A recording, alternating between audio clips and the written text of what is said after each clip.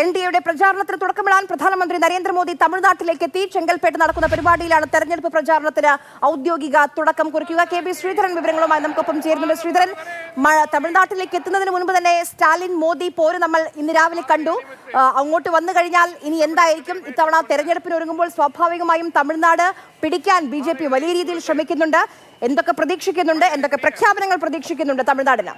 നരേന്ദ്രമോദി അവർക്ക് തമിഴകത്തിൻ തലവർ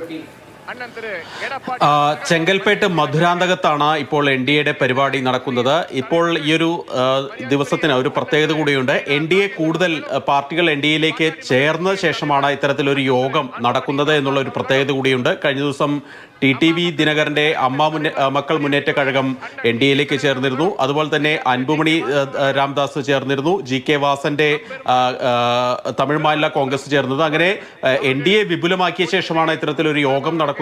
സ്വാഭാവികമായിട്ടും അണ്ണാ-DMKയുടെ നേതൃത്വത്തിലാണ് തമിഴ്നാട്ടിൽ NDA മുന്നോട്ട് പോകുന്നത്. അവർ DMKക്കെതിരെ കൃത്യമായിട്ടുള്ള ഒരു വിജയം നേടുമെന്നുള്ള പ്രതീക്ഷയിലാണ് പ്രവർത്തനങ്ങൾ പോകുന്നത്.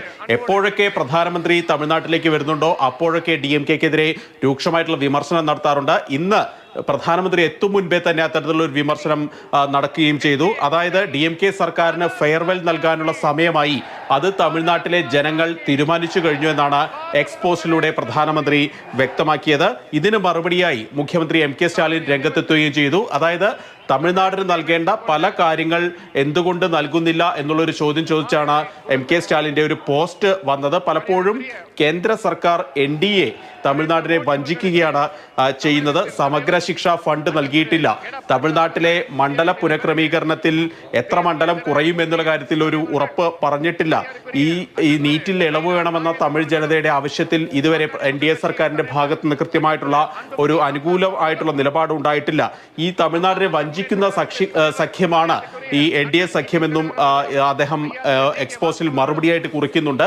ഏതായാലും ഇന്ന് അല്പസമയത്തിനകം തന്നെ പ്രധാനമന്ത്രി സംസാരിക്കും.